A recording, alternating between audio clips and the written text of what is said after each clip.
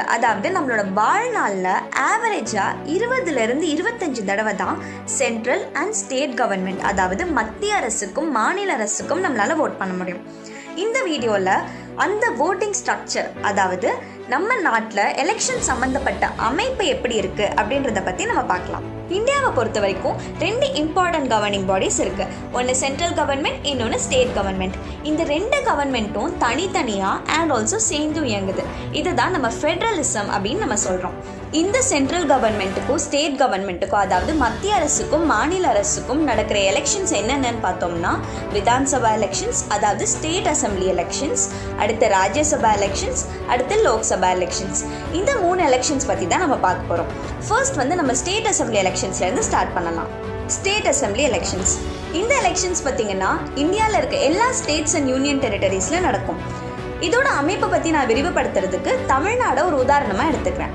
தமிழ்நாடை பொறுத்த வரைக்கும் 234 தொகுதிகள், அதாவது 234 கான்ஸ்டிடுவன்சிஸ் இருக்கு.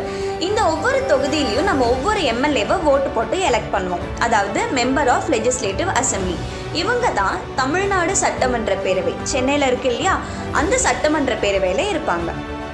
இந்த ஸ்டேட் அசம்பிளி எலெக்ஷன் மூலமாக தான் chief minister of every state is being elected. நம்ம chief minister of Tamil Nadu also இந்த ஸ்டேட் அசம்பிளி எலெக்ஷன்ஸ் மூலமாக தான் எலெக்ட் ஆகுறாங்க. அது எப்படின்னு பார்த்தோம்னா, ஒவ்வொரு தொகுதியில் ஜெயிச்ச ஒவ்வொரு எம்எல்ஏவுமே ஏதோ ஒரு அரசியல் கட்சியை சேர்ந்தவங்களா இருப்பாங்க, இல்லைனா சுயேட்சையாக நின்று ஜெயிச்சவங்களா இருப்பாங்க.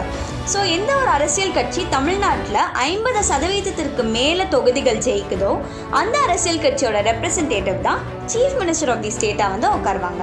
சரி, சப்போஸ் எந்த ஒரு அரசியல் கட்சியுமே 50% மேலே தொகுதிகள் ஜெயிக்கலைன்னா என்ன பண்ணலாம் அப்படின்றத விரிவுபடுத்துறதுக்கு டெல்லியில் 2013 நடந்த ஸ்டேட் அசம்பிளி எலெக்ஷன்ஸை நான் உதாரணமாக எடுத்துக்கிறேன்.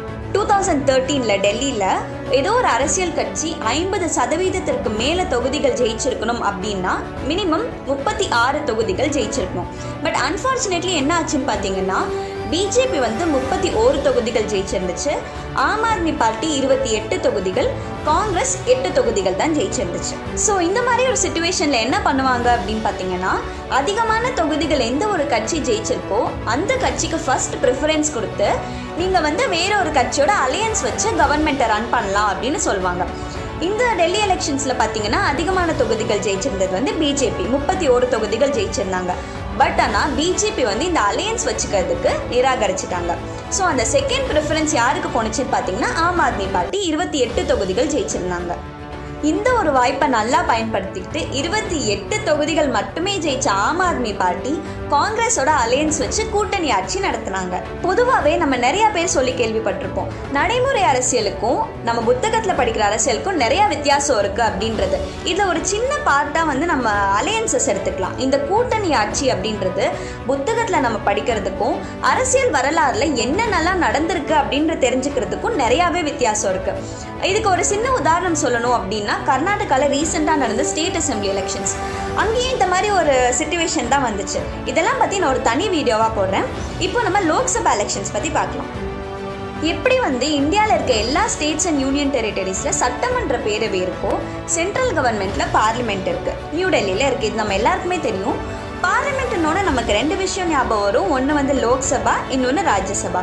லோக்சபா லோவர் ஹவுஸ்னு, ராஜ்யசபாவை அப்பர் ஹவுஸ்னு சொல்லுவாங்க. லோக்சபா மக்களவை, இதை ஹவுஸ் ஆஃப் தி பீப்புள் அப்படின்னு சொல்கிறாங்க. ஏன் அப்படின்னு பார்த்தோம்னா, இதில் இருக்க எல்லா மெம்பர்ஸுமே டைரெக்டாக மக்களால் தேர்ந்தெடுக்கப்பட்டவர்கள். அதனால தான் இதை ஹவுஸ் ஆஃப் தி பீப்புள் அப்படின்னு சொல்கிறாங்க. லோக்சபாவில் மேக்ஸிமம் 552 சீட்ஸ் இருக்கலாம் அப்படின்னு சொல்கிறாங்க. ஆனால் தற்பொழுது 545 சீட்ஸ் தான் லோக்சபாவில் இருக்குது. இந்த 545 சீட்ஸ்லையுமே 2 seat it is for Anglo Indians. இந்த 2 ஆங்கிலோ இண்டியன்ஸை யார் செலக்ட் பண்ணுவாங்க அப்படின்னு பார்த்தோம்னா, பிரசிடென்ட் ஆஃப் இந்தியா தான் செலக்ட் பண்ணுவாங்க. இந்த லோக்சபாவில் இருக்க ஆங்கிலோ இண்டியன்ஸ் இந்த 2 ரிசர்வேஷன்ஸ்க்கு ஒரு சின்ன சச்சரவு கூட 1.5 வருஷம் முன்னாடி வந்துச்சு. அதை பற்றி நான் ஒரு தனி வீடியோவாக போடுறேன். ஸோ இப்போ மீதி இருக்கிறது எத்தனை நமக்கு? 543. இந்த 543 தான் தொகுதிகளாக இந்தியா முழுக்க டிவைட் பண்ணியிருப்பாங்க.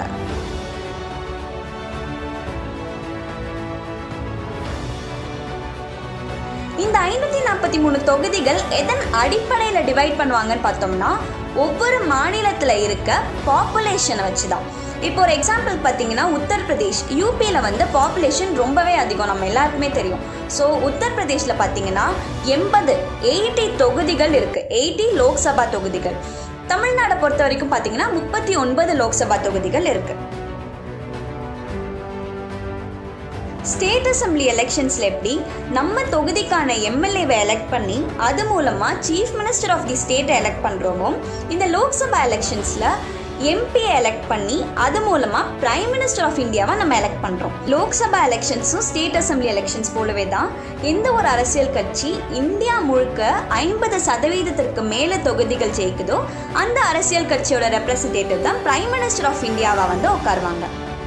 State assembly elections and Lok Sabha elections, அதாவது எம்எல்ஏ அண்ட் எம்பி எலெக்ஷன் பார்த்தீங்கன்னா 5 வருஷத்துக்கு ஒரு தாட்டி நடக்கும். அண்ட் இதில் இன்னொரு ஒரு இம்பார்ட்டன்ட் பாயிண்ட் என்னென்னு பார்த்தீங்கன்னா, லோக்சபா எலெக்ஷன்ஸ் வந்து இந்தியா முழுக்க ஒரே நேரத்தில் நடக்கும். ஸோ அந்த 5 வருஷத்துக்கு ஒரு தாட்டி லோக்சபா வந்து கம்ப்ளீட்டாக டிசால்வ் ஆகி திருப்பி நியூலி எலெக்டட் மெம்பர்ஸ் வருவாங்க. பட் இந்த MLA election, state assembly election பார்த்தீங்கன்னா ஒவ்வொரு ஸ்டேட்டுக்கும் வெவ்வேறு டைமில் எலெக்ஷன்ஸ் நடக்கும். இதில் நம்ம ஒன்று தெளிவாக புரிஞ்சிக்க வேண்டியது என்ன அப்படின்னு பார்த்தோம்னா, ஏறத்தாழ 6லேருந்து 10 எம்எல்ஏ தொகுதிகளுக்கு ஒரு எம்பி தான் இருப்பாங்க. இதுக்கு ஒரு நான் திருச்சிராப்பள்ளியவே உதாரணமாக எடுத்துக்கிறேன். திருச்சிராப்பள்ளி மாவட்டத்தை பொறுத்த வரைக்கும் பார்த்தீங்கன்னா ஸ்ரீரங்கம், லால்குடி, மணச்சநல்லூர், முசிறி, திருச்சிராப்பள்ளி மேற்கு, திருச்சிராப்பள்ளி கிழக்கு, இது மாதிரி ஒவ்வொரு எம்எல்ஏ தொகுதிகள் இருக்குது. ஆனால் இந்த எல்லா தொகுதிகளுக்குமே சேர்த்து ஒரு லோக்சபா எம்பி தான் இருப்பாங்க. இதை வந்து நீங்கள் நம்பர் ஆஃப் சீட்ஸை பார்த்தாலே உங்களுக்கு தெளிவாக புரியும். தமிழ்நாடு பொறுத்த வரைக்கும் 234 எம்எல்ஏ தொகுதிகள் இருக்குன்னு பார்த்தோம். பட் ஆனால் லோக்சபா சீட்ஸ் தமிழ்நாட்டில் எத்தனைன்னு பார்த்தோம்னா 39 தான். ஸோ இதுலேருந்தே நமக்கு தெரியுது பல எம்எல்ஏ தொகுதிகளை சேர்த்து ஒரு எம்பி இருக்காங்க அப்படின்றது. அடுத்து இருக்கிறது ராஜ்யசபா எலெக்ஷன்ஸ்.